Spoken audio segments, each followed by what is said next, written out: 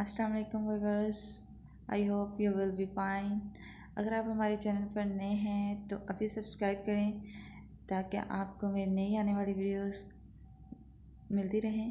तो आज मैं आपको बताऊंगी कि ये जो बचे हुए कपड़े होते हैं उनसे क्या हम बना सकते हैं। तो मेरे पास ये शर्ट पीस का कपड़ा था जो बचा हुआ था।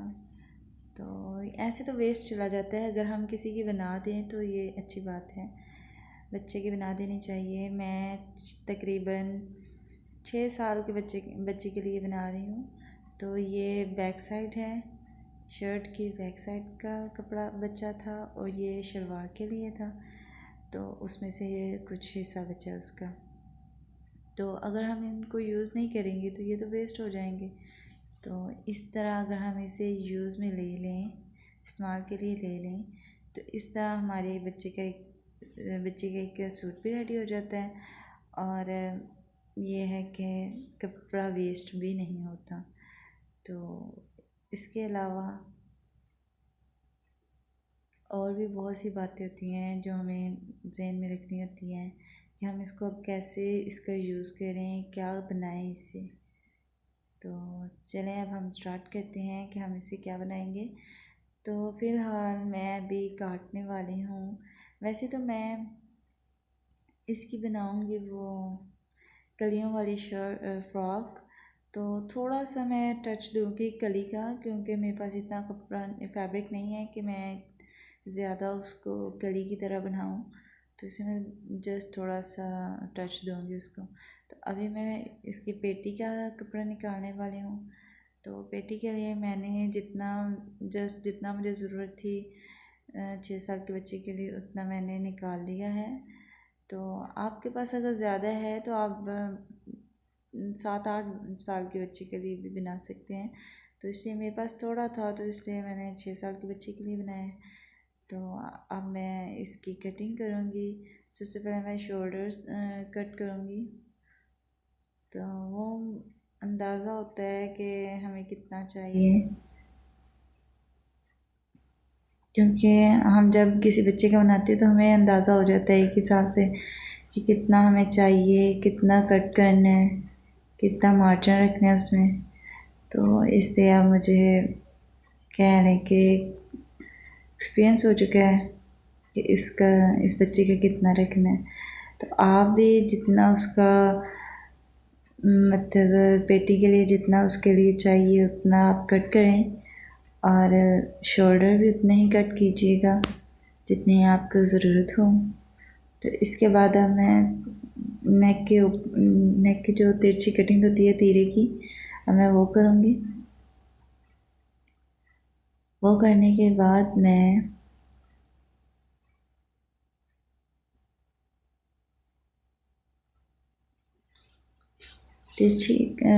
तीरे की तिरछी कटिंग करने के बाद ये देखें मेरी पेटी तैयार हो गई है। फर्स्ट साइड भी है और बैक साइड भी है। ये बैक साइड है हमारी और ये वाली फ्रंट साइड है। ठीक है, ये हो गए कंप्लीट।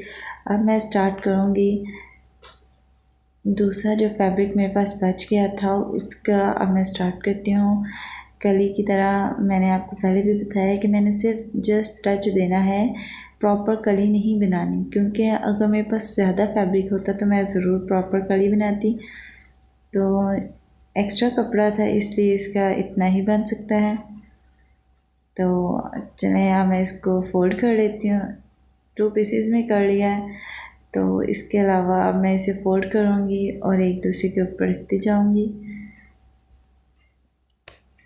ताकि मैं इसको बआसानी कट कर सकूँ।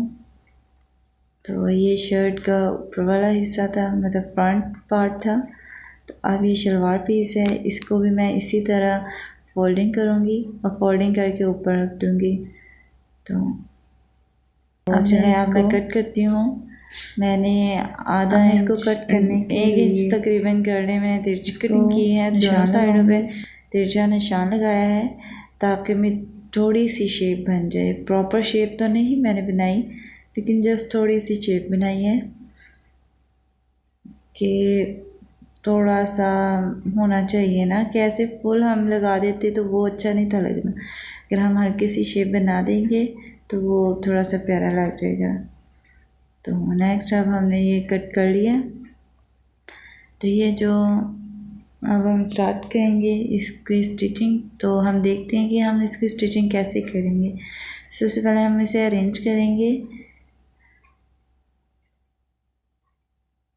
एक पार्ट इसका लेना है बैक साइड का और एक फ्रंट का पार्ट लेना है और इनको एक दूसरे के साथ मिला के रखना है ताकि हम पहले से देख सकें कि कैसे हमने स्टार्ट करना है। ठीक है, तो इसके साथ अब हम दूसरा पार्ट करेंगे। अब देखें इसको स्टिच करना है।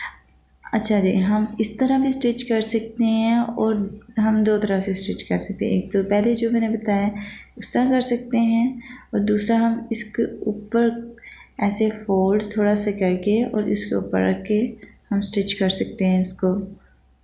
तो इसी तरह आपने ये ध्यान में रखना है कि जिस हिस्से को जिस पार्ट को हमने फोल्ड किया है उसी के ऊपर हमने दूसरे पार्ट को भी फोल्ड करना है। ये नहीं कि उस पार्ट पे हमने दूसरे पार्ट पे कर लेना है फोल्ड। ठीक है, इस तरह बहुत ही गंदा लगेगा।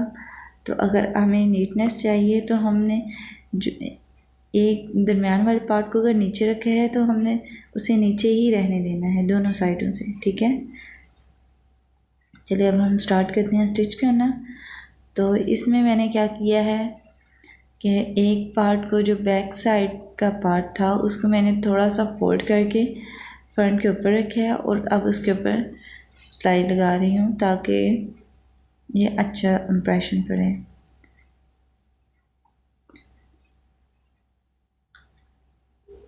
स्टिच करते हुए ध्यान रखें कि सिलाई सिर्फ बिल्कुल किनारे पे आए ताकि उसकी ग्रेस जो है ना वो अच्छी रहे।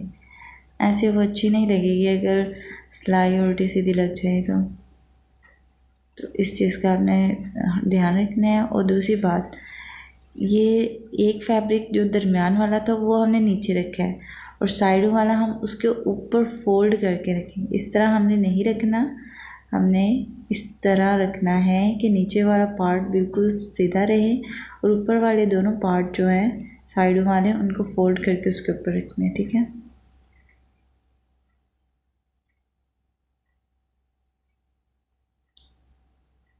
सिलाई लगाते हैं आप।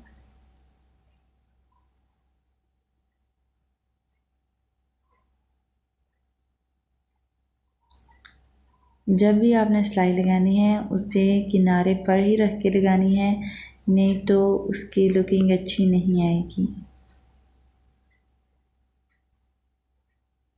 नेक्स्ट आप सिलाई लगाने के बाद अब ये देखें कितना ही खूबसूरत कर लिया गया है। मैंने जितने पार्ट्स से सबको स्टिच कर दिए हैं। तो पहले तो लहदा थे, फिर मैंने अब स्टिच किया है सबको, तो एक बेस बन चुकी है। तो ये बैक साइड है जो आपके सामने है और ये बैक साइड का वो पेटी है। तो हमने बैक साइड की पेटी को बैक साइड के घेरे के साथ स्टिच करना है और फ्रंट को फ्रंट वाली साइड से। ठीक है, तो इसको हम इस तरह स्टिच कर देंगे। इस तरह हम सीधे को सीधे के ऊपर रखने के बाद हम सिलाई करेंगे।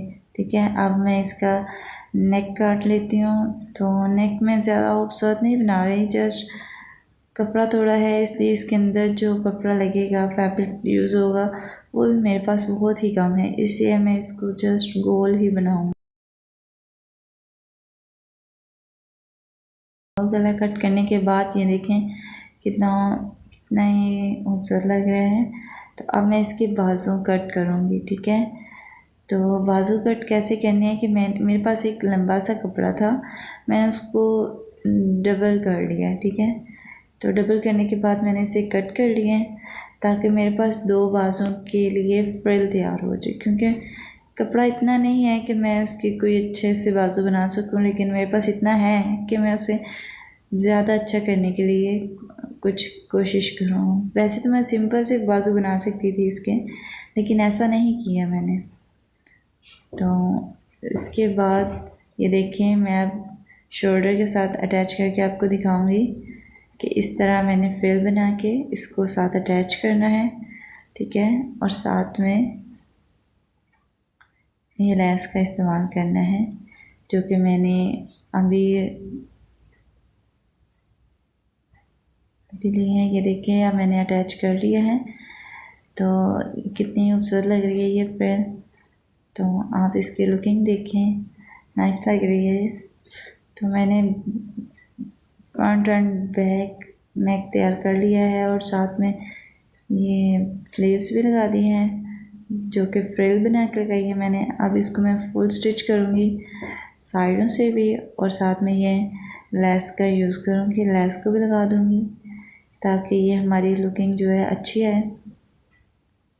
क्योंकि देखिए लेस के बगैर जो है ना वो अच्छा नहीं था ना लग रहा। तो मैंने कहा थोड़ी सी तो होनी चाहिए, ग्रेस होनी चाहिए, कम से कम देखने वाले को अच्छा लगे कि ये अच्छा लग रहा है। तो ऐसे तो अच्छी नहीं थी लग रही। अब देखें लेस लगाइए कितनी खूबसूरत लग रही है। ये देखें आप इसका फिनिशिंग लुक चेक करें। तो अगर आप हमारी वीडियोस पसंद करते हैं तो इसी तरह हमारे चैनल को सब्सक्राइब करें ताकि नई आने वाली वीडियोस आप तक पहुंच सकें। तो यहीं तक था, नेक्स्ट वीडियो में हम